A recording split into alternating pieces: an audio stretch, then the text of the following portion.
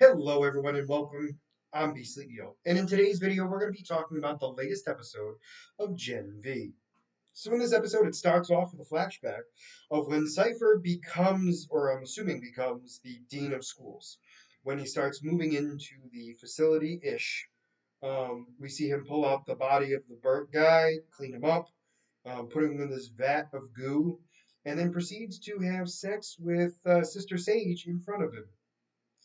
So there's that. And that's how the episode starts. So then the rest of this episode gets really weird real quick. So I'm going to talk about Sam first and then move on to the rest of the main part of the story. So Sam refuses to go and help the main group. We'll talk about that in a little bit. But then flies to go see his parents. So at first glance, his dad is very excited to see him, and mom is very much not thrilled to see him, or at least looks terrified. So we find out that obviously they thought he was dead, um, and they obviously found out he was alive, and then were waiting for him to kind of come visit ish question mark. It's very unclear on that one. Dad definitely, I said definitely twice, was hoping for it, but mom seemed to be kind of on the fence. So what we find out is we see an interaction between dad and him, where it's very heartfelt and everything else, and it basically explaining like he was trying to look for his son after he found out he was alive, but was unable to get a hold of him. So Sam kind of realized kind of what was going on a little bit more, then sees his mother on the phone, freaks out, smashes the phone, hurts his dad, and then he runs away realizing he's kind of a monster. So he flies away or runs away, and we have the mother find him at the park, and she has a heart to heart with him, basically explaining, he's like, "Why did you give me the V? It broke me." And she's like, "Well, unfortunately, son, that's not the reason why. You had mental health problems before the V. You were hoping the V would kind of fix it. And unfortunately, it didn't." So he then realizes that, oh, I guess I would be kind of a problem to begin with, and it wouldn't change anything. Um, and she kind of explained, like, unfortunately, I would still love you the same, but the idea is, yeah, you would kind of still be the same.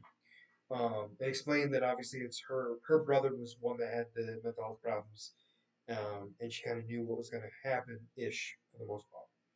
So we then move on to the main plot of the story, where the team decides they're going to go save um, Kate from the prison. They're all not thrilled with it, but they decide to go do it. So their plan is to go over there. Emma tried to get Sam to help out. He refuses. So when they get there, their plan is to go through the vent and crash in and pretty much take over everything. Get Kate out of there and get out as quickly as possible.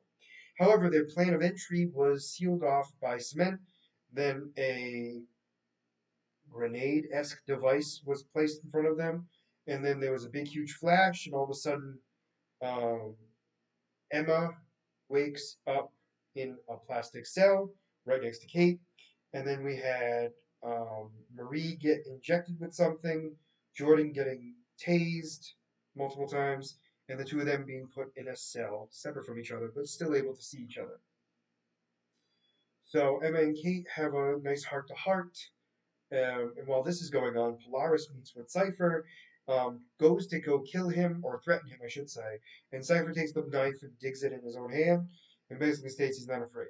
When you're going to do something rather incredible. But also explains like he's kind of the reason why um, Andre is dead, because he wanted to push him over the limits, and unfortunately was not able to succeed those limits.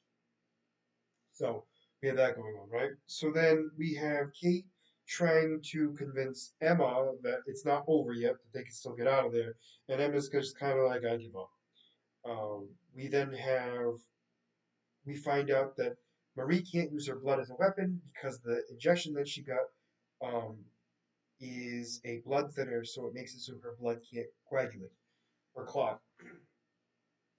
So she then gets pulled by Cypher and the group. They see the door that Andre tried to open, very damaged. However, obviously he was unable to break it. He then brings her over to a cell, and she sees her sister, Annabeth, She goes psycho. She gets tased until she's knocked out. And he basically explains, "You're going to do everything I tell you to do, because if not, guess what? You're going to be, your sister's going to be gone." So she gets put back into her cell. We then have Cypher at one point explaining how easy it was to um, get inside Jordan's body without a problem because of how weak they are. And Jordan made it clear, like, well, I also felt all your pain. Because I was like, that's fine, I don't really care. Which I thought was interesting. Which also leads me to the fact that I think Cypher is actually the guy in the hyperbolic chamber, just because it makes more sense that way. Plus, the reason I'm saying that is because there's no V in his blood, which I think is kind of interesting. That's just a thought I had about that. So anyway, we have all that going on. Kate uses one of the staples in her head and takes it out of her, um, takes the collar off of her. One of the guards comes in to try to check on her. The device isn't working on the collar. She then grabs him and tells him to give her the keys and then kill himself. However, he does it in the reverse order. So she takes the keys and starts unlocking Emma. The two of them go over to Marie and Jordan. They unlock them out. Jordan's kind of like, "Why haven't we seen anybody? Like, we escaped. What the hell's going on?" They then go to Marie's sister's cell where her throat was slit. Marie starts freaking out, uses her powers, causing blood to kind of mess in both Emma, not both, all of them, Emma, Jordan, and Kate, as she heals her sister, healing the throat cut, bringing her back to life, we're assuming. And that's how the episode ends. So another piece I didn't mention was we have Sister Sage then come to the prison where we find out Cypher purposely did this to kind of figure out her full extent of her powers. And she had stated that she had brought a present. Now, obviously, we're assuming that that was actually Emma's sister, but we'll have to wait. We also find out that she is in charge of Vought completely, which is also very interesting. But so she's now trying to figure out how they're going to get Marie to be her full potential to get what they need and keep it a secret from Homelander. And that's pretty much how the episode goes. So one of the big things here is Sister Sage is the one controlling everything. It fears, and she is someone not to mess with at all. So I'm very curious to see where that goes in the interim. But overall, I don't know what we're going to be getting, like, more details of how her powers were able to do that. Marie, I mean, in the next episode. But other than that, I don't know where it's going to go at all. So for now, let me know what you guys thought about this episode in the comments down below. Did you like it? Did you not? And why? And as always, if you like the content you see, please make sure to like and subscribe down below.